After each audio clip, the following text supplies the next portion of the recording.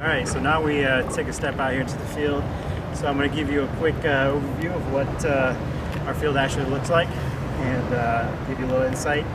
So right now, initially, when the stadium was constructed, it was we brought in Patriot Bermuda grass, overseeded with rye, and the first year we had a little troubles getting the Patriot Bermuda established. So from the second year on, we kind of more took a cool season approach to our field, using more ryegrass and bluegrass. So what you're seeing now is predominantly perennial rye. Right now that we're approaching the hot days of the summer, rye tends to not respond as well as Bermuda would in summer, but we're kind of overlooking that and just staying more full season approach for the spring and fall months, being that we have our season starting early March and ending late into November.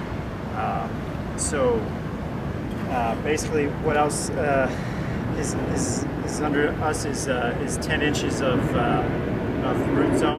The field is also is equipped with 10-foot draining tiles. So every 10 feet we have drain tiles that will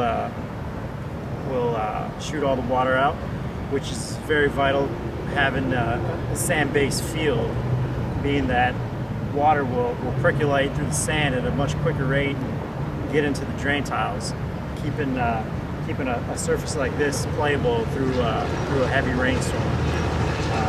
As we've noticed in the past few weeks, we've had plenty of rain, and this field, the field can handle training sessions and any kind of event on the field.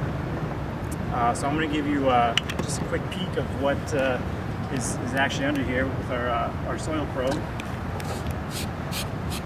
and just to give you an understanding of what the soil actually looks like under the grass. We have a root zone of 97% sand, 3% organic matter. So all this right here you see is sand. Like I said, the sand plays a vital part for drainage purposes. And then we probably have roots 4 to 6 inches, which in the summer months roots tend to shorten up due to the lack of water and extreme heat. And then this is kind of the layer that I'm talking about that just creates organic matter and dead grass and whatnot. So that's the reason why we aerate. And when we pull cores, this is basically what we're getting. We're getting holes the size of this for air, water to get inside, push the roots deeper. We've gone through some growing pains through at the stadium here, trying to get the grass right.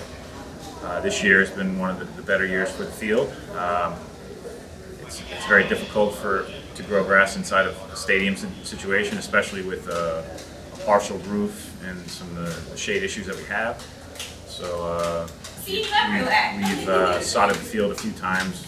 I've lost count actually. I can think about it and tell you how many times we did it, but a number of times we had to replace the grass. Happens is it doesn't ever grow right, root well because of the extreme shade. As you know, it's probably the number one thing for grass and plants in general is photosynthesis. This is what you need natural sunlight for. So in year 2, we were able to get growing lights that helped out. We were able to get rid of our extreme shade problem in the south and then use them in other places in the field. So we've gotten the field in better shape just with the addition of the lights. As far as normal maintenance, the most important thing is mowing, keeping your irrigation schedule right, fertilizing and spraying, pesticides and things that you might need along the way.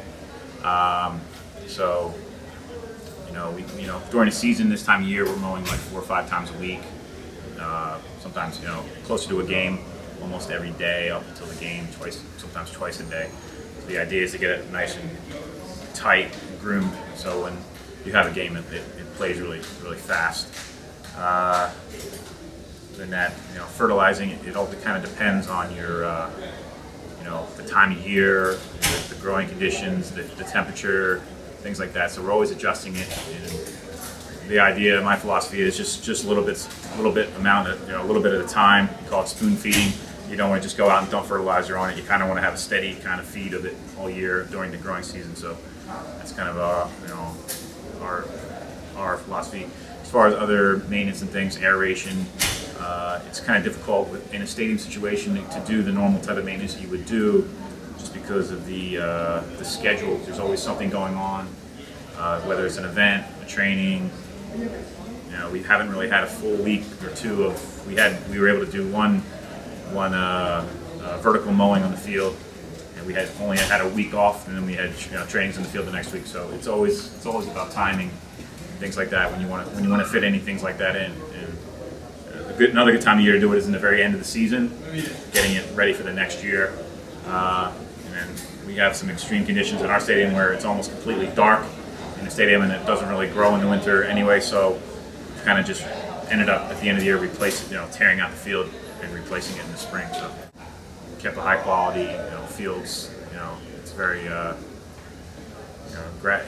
we also had some, struggles throughout the years on those fields until we kind of got it figured out with, your extra events, your concerts, we had not only we had the Eagles there, we had Temple, so we had college and pro football during the same season. So no matter where you go, every stadium is going to have its own little set of issues when it comes to growing a grass field, whether it's the weather, the schedule, the types of the shade or the selection of the grass, compared to what part of the country you're in and how many games you're having, things like that.